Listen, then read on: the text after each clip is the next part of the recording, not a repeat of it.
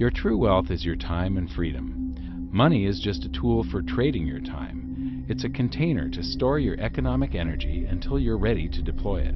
But the whole world has been turned away from real money and has been fooled into using currency.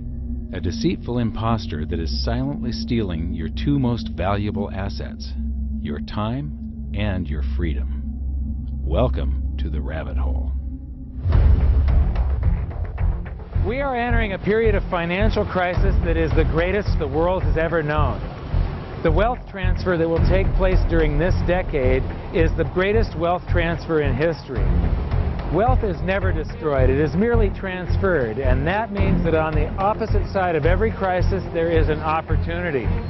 The great news is that all you have to do to turn this crisis into your great opportunity is to educate yourself. I believe that the best investment that you can make in your lifetime is your own education. Education on the history of money, education on finance, education on how the global economy works, education on how all of these guys, the central bankers, the stock market, how they can cheat you, how they can scam you. If you learn what is going on and how the financial world works, you can put yourself on the correct side of this wealth transfer. Winston Churchill once said that the further you look into the past, the further that you can see into the future. This program is all about creating your own crystal ball, being able to gaze into the future, being able to change this crisis, the greatest crisis in the history of mankind, into your great opportunity.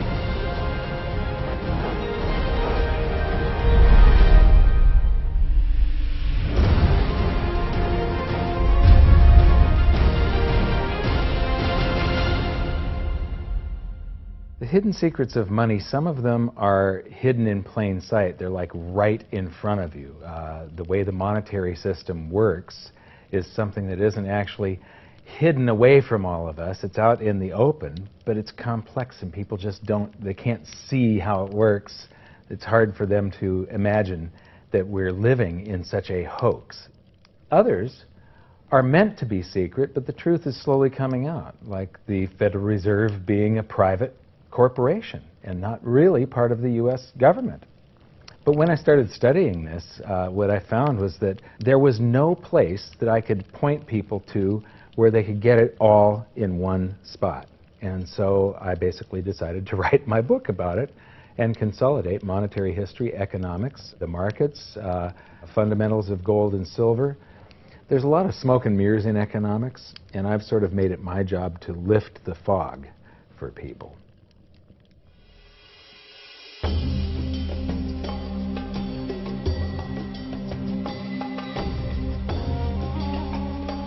Welcome to Egypt. This is where it all began. Roughly 5,000 years ago, the Egyptians started using gold and silver as their predominant form of currency. But it was not yet money. The pieces of gold and silver that they were using were odd sizes and weights, odd purities, so it still was not interchangeable, where each unit is the same as the next. This meant that nothing really had a price yet. You couldn't put a price of so many coins on something because they didn't have coins yet. Trade was still difficult. It was still a guessing game when it came to the exchange of values. One of the reasons that we are in the financial mess that we are today globally is that people do not understand the difference between currency and money. Currency is a medium of exchange, a unit of account. It is portable, durable, divisible, and something called fungible. Fungible means that each unit is the same as the next unit. A dollar in my pocket buys the same amount as a dollar in your pocket.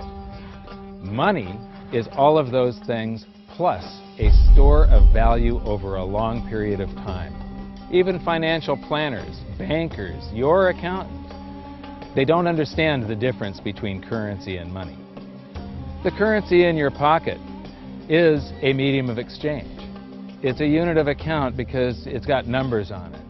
It's somewhat durable, it's portable, it's divisible in that you can make change, and it's fungible. A dollar in my pocket buys the same amount as a dollar in your pocket. But because governments can print more and more and more of it, and dilutes the currency supply, it's continually transferring wealth out of your pocket, out of your bank account, to the government and to the banking system. The reason that gold and silver are the optimum form of money is because of their properties. It's an easy medium of exchange because gold and silver store a large amount of value in a very small area. It's a unit of account. Pure gold has the same value all over the planet. So an ounce of gold buys the same amount here in Egypt as it would in China or in the United States. It's durable. The same gold that Egyptians were using in trade 5,000 years ago is still here with us today. It does not corrode. It's divisible. You can make change with it. It's very portable. You could use something like oil as money. It's just that you can't carry around a barrel of oil on your back. It's fungible. Pure gold is the same wherever it is on Earth. Pure silver is the same wherever it is on Earth. It's limited in quantity. That's the reason that it maintains its purchasing power. Governments cannot print it. Over the last 5,000 years, only gold and silver have maintained their purchasing power. There have been thousands upon thousands of fiat currencies, currencies that are unbacked by gold or silver, and they have all gone to zero. It's a 100% failure rate. Well, fiat currency, of course, is a currency that exists at the dictate or by fiat from a government. You see, they have their printing presses, and the paper money rolls off the printing presses. And then they give it the fiat designation, which makes the currency official. It's just worthless paper. But when Ben Bernanke gives it the special sign, and they have the cult meeting at the Federal Open Market Committee meetings, it suddenly becomes currency. If you look at what's really going on, it's a con game. And so there's confidence. Well, the Federal Reserve is very forthright about what they're doing. If you read their websites, they'll tell you it's a confidence game. They tell you that there's no intrinsic value in their money. They'll tell you that they print it backed by absolutely nothing. They actually display all these facts. But if you tell somebody in the public that this stuff is created out of thin air, there's no backing whatsoever, it's absolutely worthless, it's about as valuable as monopoly money, they'll look at you like you're nuts. Is there an example throughout history of a fiat currency, a piece of paper that's unbacked by anything, surviving? Short answer, no. Long answer, no. And here's why. When Addison Wiggin took over at the Daily Record, when they got cranked up, Bill Warner asked him to catalog all of the fiat currencies throughout history and what happened to each of them. Addison dutifully went to work. Within a short period of time, he had gone through the alphabet. All the fiat currencies that started with the letter A were done. They all went to zero. He was halfway through the letter B, and all the fiat currencies that started with the letter B, and there were 600 of them in just the first letter and a half of the alphabet, and every single one of them went to zero. Every one. 600 fiat currencies that start with the letter A, and half of the ones that start with the letter B are 600 of these things. Not one ever came close. Do you think this one, the United States dollar, is going to be the first one after all that? I don't think so. No. No currency, fiat currency has ever survived. None. The thing about money is there actually is a fairly well accepted definition of what money is. The question is, as you apply that definition to particular things that people claim to be money, do they fit the definition? Well, just take the paper dollar, for example. How well does it perform those functions? Well, store of value. The dollar has lost 95% of its purchasing power since the creation of the Federal Reserve in 1913. So not very good as a store of value. One of the things I do is just a way to get the audience's attention is I have a slide, and there are 3 pictures on the slide. One is a pile of monopoly money. The other one is a pile of Federal Reserve notes, what Americans would call paper money. The other one is a solid gold American Eagle 1-ounce coin. And the title of the slide is, which of these is not like the other? And if you know the show Sesame Street, or you have children who watch it, it's one of the favorite vignettes in Sesame Street. And what it really is a kind of IQ test for 5-year-olds. They're supposed to look at the 3 things and look at characteristics and find the one that's not like the other. Well, I've shown this slide to groups of Ivy League University professors, and I've also shown it to, children, kind of 5 years old, my nieces and nephews and so forth. And when the professors look at it, they say, well, clearly the dollars are not like the others, because gold has no role as money, and monopoly money is junk, and the American dollar is a store of value, so that's not like the other. But the children look at it and they say, well, the gold coin is not like the other, because the other two are just piles of paper, and the gold coin is clearly something different. So my question to the audience is, who's smarter, a 5-year-old or an Ivy League professor? Before World War I, each note that a Treasury issued would say that there have been deposited with the United States Treasury $20 in gold coin payable to the bearer upon demand. The money was in the vault. The currency was a note they gave you that was a claim check, only a claim check on the money, the same as if you go to the dry cleaners and you give them your shirt and they give you a claim check for your shirt. The value is that shirt at the dry cleaners, not the piece of paper that says that you own that shirt. So our currency that circulated was the paper US dollars, and they were claim checks on money. The next hidden secret is the difference between currency and money. Money must be a store of value and maintain its purchasing power over long periods of time.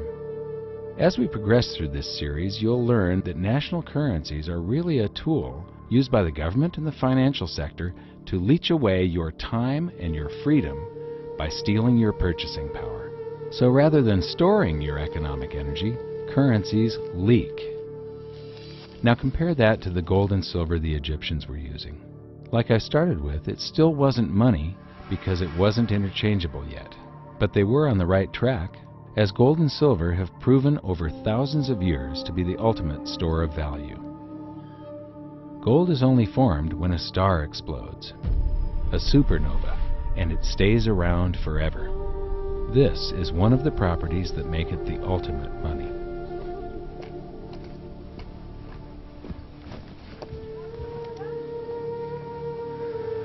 People are amazed that after 5,000 years, the pyramids are still here.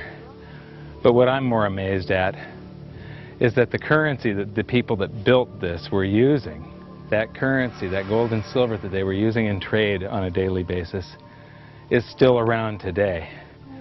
It may have been melted down and re-refined, and it's in a coin or a bar or in some piece of jewelry. But it's still with us today, and it still purchases something. Yes, it is the ultimate money because there is nothing else even in the same league. It's divisible, it's permanent, it's a store of value, it's a unit of account. It's got everything you want out of money, but it doesn't go away, and it can't be increased. That is what makes gold the most beautiful money of all. What more could you ask out of a money? It keeps governments under control. You can maintain a solvent system. Governments don't like gold at present because they're getting away with the fiat currencies, and they'll do everything they can to discredit it as an asset class. I mean, my goodness, gold has outperformed the Dow Jones Industrial Average in each of the last 7 years, yet it's not considered a legitimate asset class. Why? Again, it's the fear that maybe gold will be imposed on the system, that it will constrain government ability to spend beyond its means. They can't print it. They can't print it, no. The proper definition of inflation, I use Milton Friedman's definition. Inflation is an expansion of the currency supply. Deflation is a contraction of the currency supply. If you expand the currency supply, eventually prices will rise. And if you contract the currency supply, eventually prices will fall. This is a pool, but it's not a pool of water. This is the currency pool. And these are prices. And if you expand the currency supply, prices like a sponge in water have to rise to suck up the excess currency. Governments never stop printing more currency and adding currency to circulation.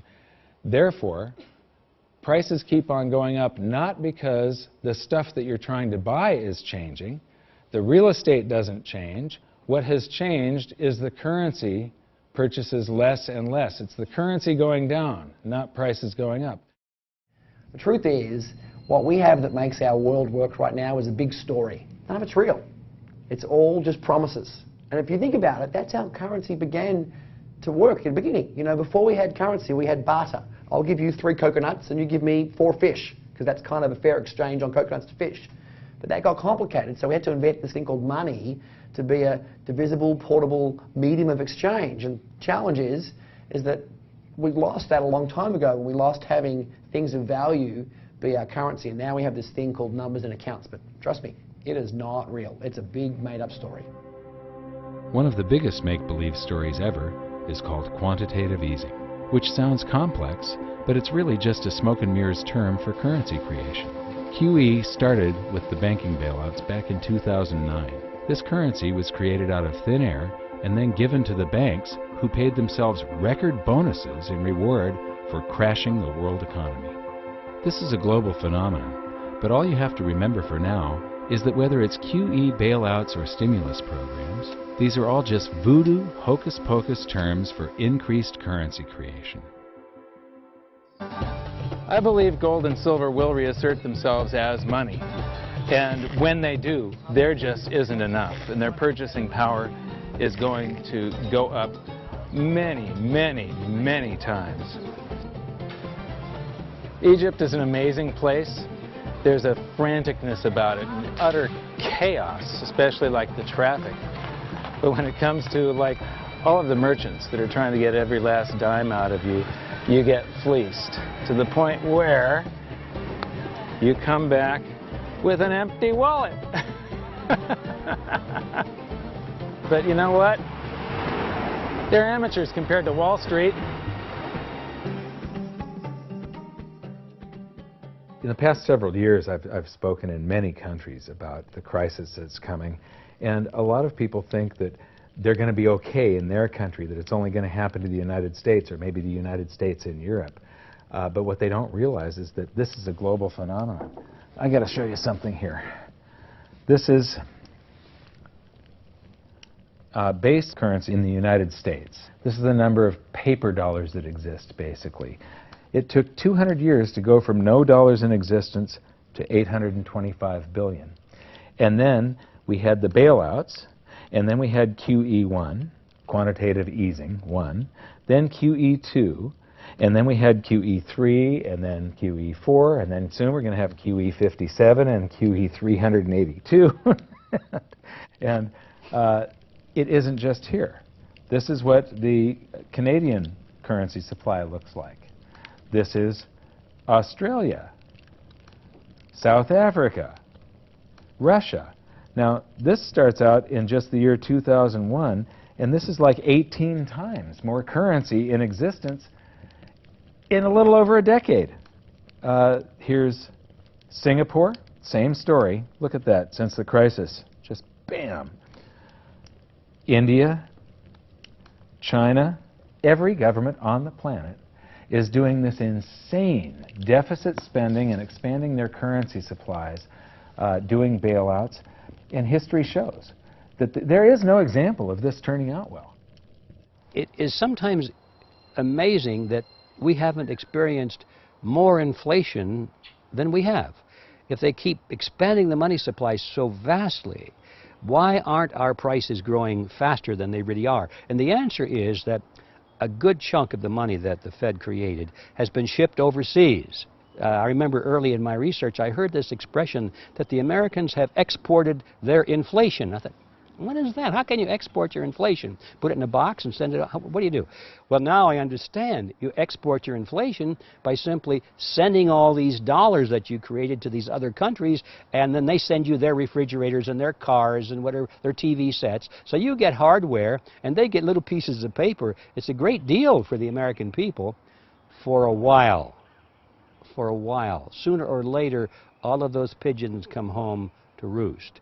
When the time comes, as it looks like it's now coming, when the rest of the world is saying, we don't want to play this game anymore, Uncle Sam's dollars are just becoming worthless, there are too many of them, we've got to find something else other than American dollars, then those dollars start to come back to America. People say, we don't want them anymore. What do we do with them? Once this revs up, and we've got this little trickle of money coming back that we previously exported, once it becomes a flood and it starts to rush back, now we are getting our former exported inflation brought back to us, and then we'll see the quantity of money inside the United States grow much more rapidly even than the Federal Reserve can create it, because we're getting a previous money back. And that's when we will really see the tanking of the U.S. dollar in terms of what it will buy. During the second round of quantitative easing, global food prices went up 60%. And this created a humanitarian disaster for the 2 billion people on Earth who live on less than $2 a day. These people were hungry to start with, they became hungrier, and some of them started overthrowing their governments in North Africa and around the Middle East. So quantitative easing was the spark that ignited the Arab Spring. So that's it. When you create money, you get some sort of inflation. It just depends on where the inflation goes. It's all going down, down, down. Peasants are reeling from a game of coins and crowns. Given the premise that you have a permanent underclass or poor class, and how does inflation affect them disproportionately, it affects them basically in the percentage of their income that goes to food. And we see this as a ratio, and we know that there are some danger points. For example, in Egypt recently, once that ratio got to 40% of income going to food and the price of food rising due to inflation, when it got to 40%, that's historically a point where people actually stage a revolution. That's exactly what we saw. The French Revolution, similarly, was all around the price of food getting to a certain critical point where people simply, the risk-reward for revolution was favorable toward revolution. When they print it up, then it all goes down. Well, exactly right, because when you have a runaway inflation, it's punishing the very people who are most productive in society. In other words, the people that produce more than they consume and save the difference. The problem is that those productive people, the savers, save in their national currency. And unfortunately, the national currency is just a fiat piece of paper at this point. So when it's destroyed through runaway inflation, that $100,000 that you were hoping to retire on doesn't exist. And the things that you were going to buy with it and provide for others don't exist either. Now what are you going to do? So that all seems pretty scary. However, this is going to happen, and you can only play the hand that you're dealt. But the great news is that gold and silver always end up doing an accounting of the expansion of the currency supplies. Basically, the will of the public and the free markets. When governments do this kind of stuff to their currency supply, they debase it.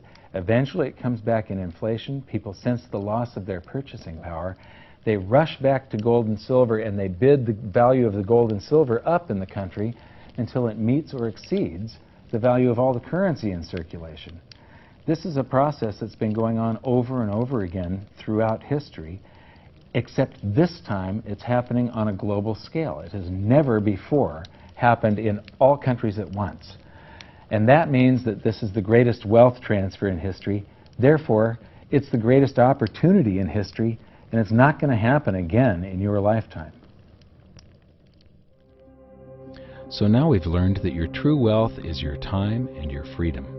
Money is a trading tool that stores the economic energy that is your time and freedom, whereas currencies leak them away. Gold and silver are the ultimate money simply because of their properties. Fiat currencies are based solely on confidence and always return to their intrinsic value of zero. Governments don't like gold because it imposes restraint. Rising prices are a symptom of an expanding currency supply, and gold and silver always account for an expanding currency supply. So that's it for this episode. Join me next time as we begin to investigate how monetary history just repeats and repeats, and how gold and silver always win the battle between currency and money. Until then, my challenge to you is to stop calling currency money. It's a crucial first step towards setting your mind free of all this economic voodoo and changing your context.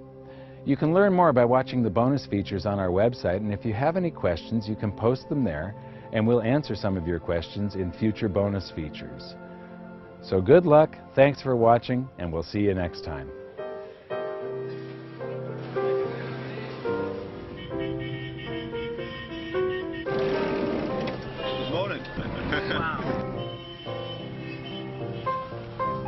what does fiat mean? It comes from the Latin for crappy car.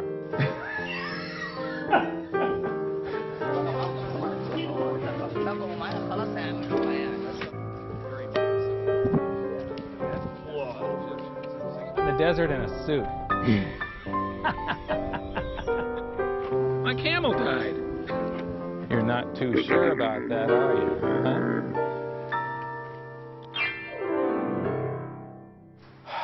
I am ready for a good long nap. Hi, welcome to this bonus feature for the very first episode of Hidden Secrets of Money. And this is currency versus money. So that's the major topic that